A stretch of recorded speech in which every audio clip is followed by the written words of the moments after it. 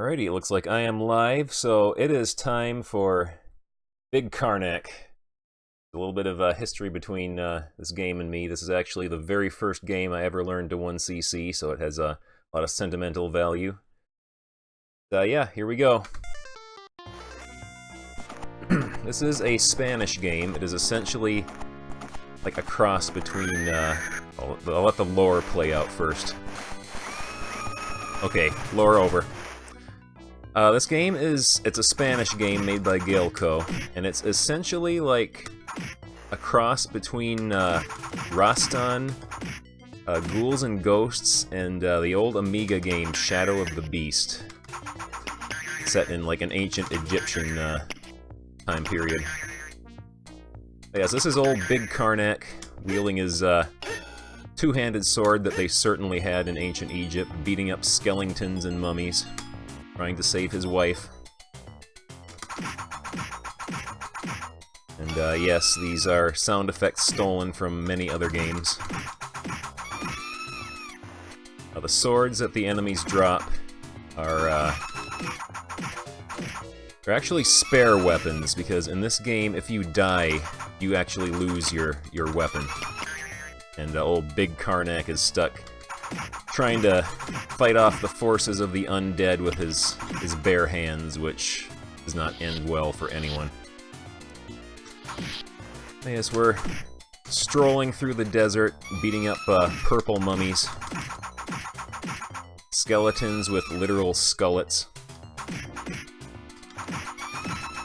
There's snakes and birds, but they're not really anything to be worried about. And of course, monkeys throwing coconuts at us. Because Big Karnak and Congo Bongo take place in the same shared universe. Alright, here's the first boss, the skeletal remains of Wan Fu from Samurai Showdown. We kill his pet snakes down there, beat up his little brother. And we get up here and whack him in the kneecap. Whack him in the kneecaps till he says uncle.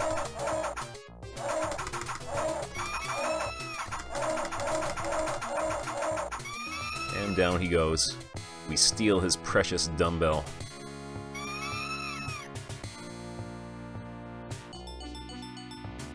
After that, Big Karnak throws away his sword, figuring he won't need it anymore. Faces off against Purple Karnov. And this is literally the Karnov sprite from Bad Dudes, colored purple. And they gave him like a mullet and a dress. So yes, this game sort of steals assets liberally.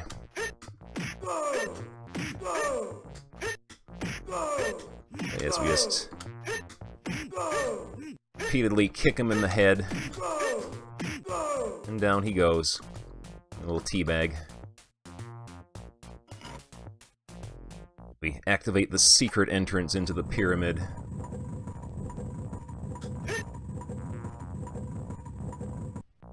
Alright, now we get some clues here. In the big hall, your only exit is the elevator. If you take the boomerang, you will be able to continue the game. To carry on, you must write Galco. Bring down the blue mirror if you want to go up, and the red mirror if you want to go down. We will activate a shortcut here that skips a lot of the stage. And yes, Big Karnak is now using the magic dumbbell he picked up from the last stage, which projects these little force fields. These are the two mirrors. You wait for it to turn gold. It gives you a 25,000 point bonus. Now we want to wait for it to turn blue. Activate the staircase. There we go. Up the stairs. Oop, took a brick to the head. That's okay. Beat this guy up.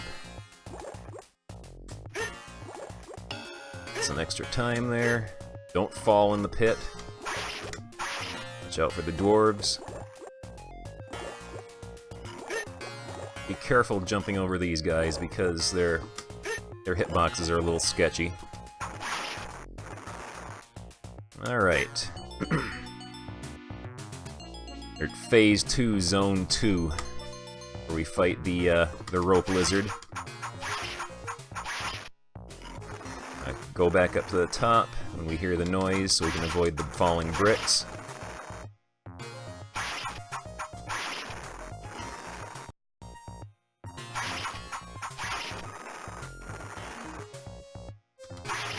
And he bursts into flames and falls to his doom. Go this way. Beat up the giant beetle so we can steal his dumbbell, just in case the worst happens and we die. And sure, shall rescue the damsel in distress. Which gets Satan very upset. Could possibly be some relative of the Red Armor. Get another dumbbell. Okay, this is the big puzzle of the stage. We want to spell out Gaelco. We don't want to accidentally spell out dead, because that will kill you, just like in real life. Opens up the trapdoor here where there's a bunch of spooky snakes waiting for us. A gigantic snake at the bottom.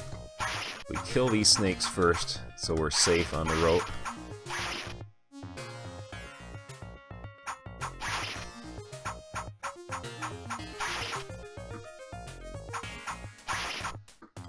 And then we can just take this guy out with our little magic dumbbell.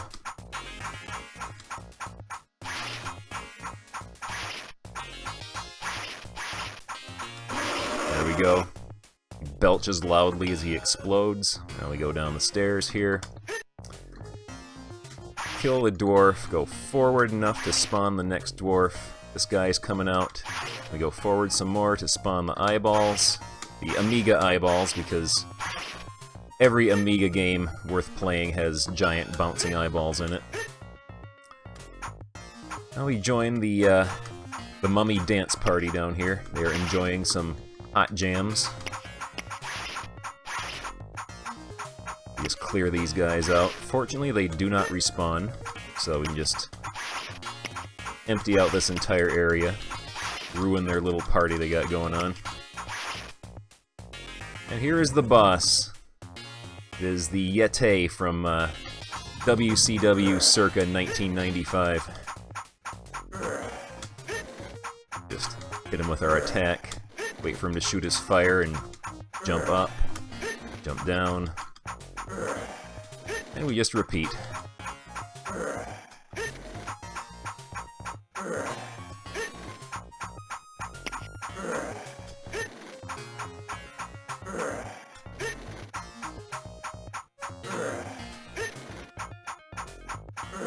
And he crumples into toilet paper. And Big Karnak has found his hot pink boomerang, which will be the weapon he uses for the rest of the game. Now, Big Karnak finds himself in Birdland. First thing he does is sends Macaw to meet his maker.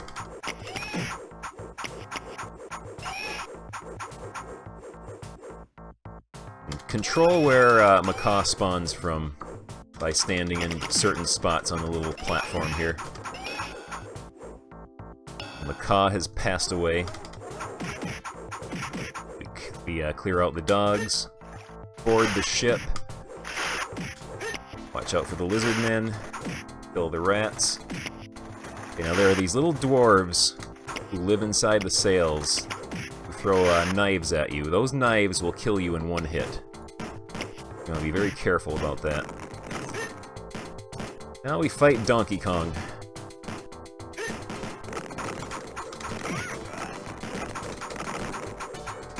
Ah.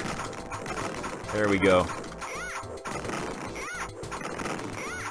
Doesn't matter that we took a couple hits there because after this part of the game, everything kills you in one hit anyway.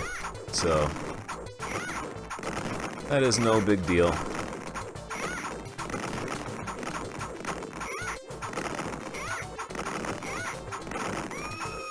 Go. We're going to wait here for that rat to come back down so he doesn't ambush us as we're going down the rope. There we go. Down. Kill the rat. We see that guy peeking his little head out there. There we go. Some extra time here. Also, we got hot jams going on in the background. Alright, from here on out, the game becomes a boss rush. We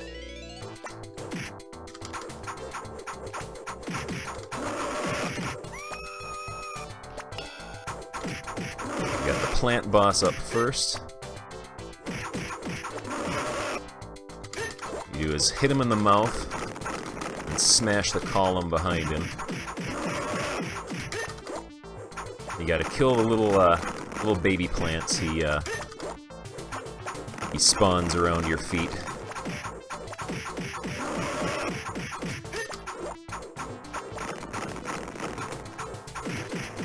And the rock falls on him, smashing him to pieces.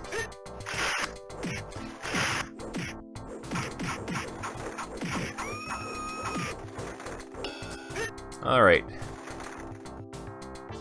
We get Karnak's toe lined up with the windowsill there as we fight the octopus. Gotta smash off parts of his tentacles and then hit him right in his big bulbous noggin. These tentacles here have sort of questionable hit detection too, but it's okay, we got lives. Gotta smash every piece of them too, because they will kill you in one hit. So we want to avoid that, because dying will not help you 1 CC a game. Once he gets down to 1 star of health, his arms stop regenerating. I'll wait for the boat to pull into harbor. It's time for the next boss.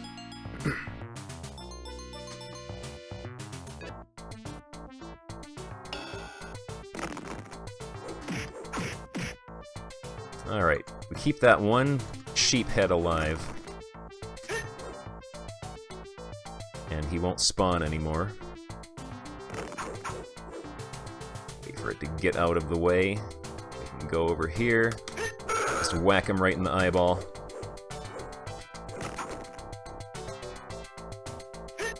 Watch out for the spiked ball that appears behind you.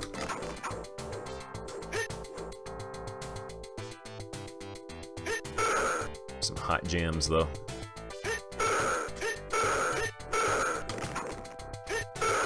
Alright, his face melts off and we can enter his mouth. Alright, last boss. Stand by the statue's foot. Throw our boomerangs upwards, occasionally off to the side to kill the frogs that he spawns. Does it make sense for a bird to spawn frogs, or I guess a pterodactyl.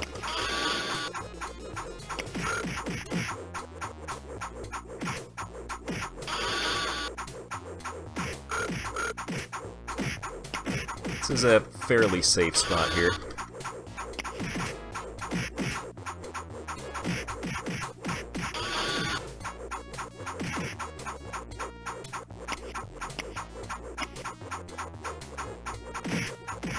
Alright, we smashed apart, we killed the golden bird, which causes a horrible noise. Alright, that was an unavoidable death there. I could not move, but that's okay. Last boss. The nets he throws at you, they kill you in 1 hit, and they fully regenerate his health, so you want to stay as close as you can directly beneath him, and just throw your boomerangs up at him. It's easier to hit him when he's moving from right to left because of the arc your boomerangs travel in.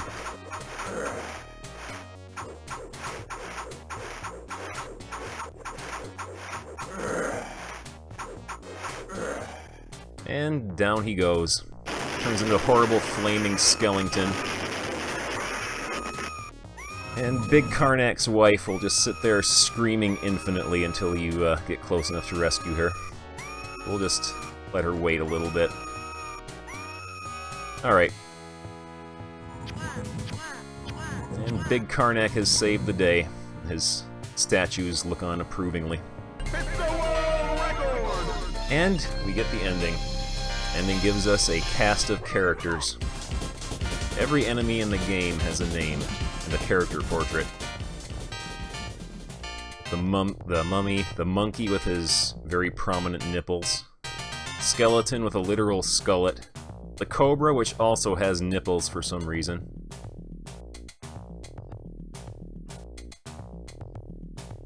Yes, we get to reminisce about all the friends we have made along the way, like Scorpio and Geb.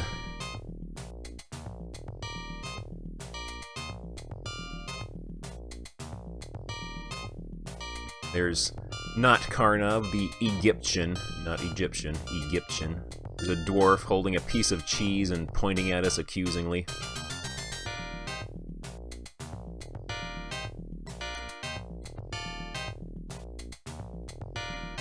There's Anubis, whose entire job was to stand around in the pyramid throwing bricks at us.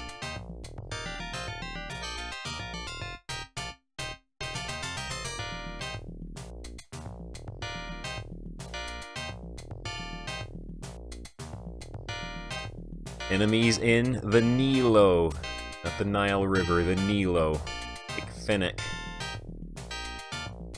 And the pirate, which has like a walrus flipper growing out of his shoulder. Nut.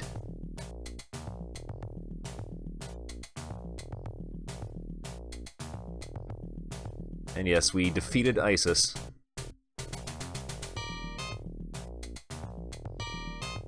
And they kind of ran out of names for the enemies here, until they got to the boss, Muttonhead.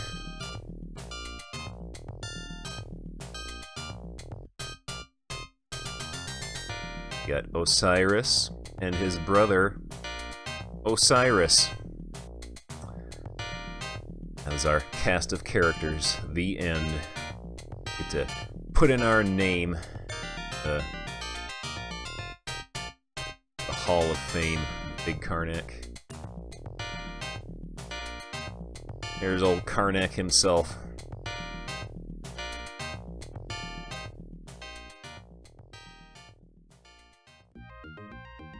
And we get to put our name in. Rub End. But yes, that will do it for me for today, at least. Let's see. I will be back on Sunday night to play Bonanza Brothers, which I'm very excited about. But yeah, until then, enjoy the rest of the marathon. I know I will. So yeah, thank you all very much.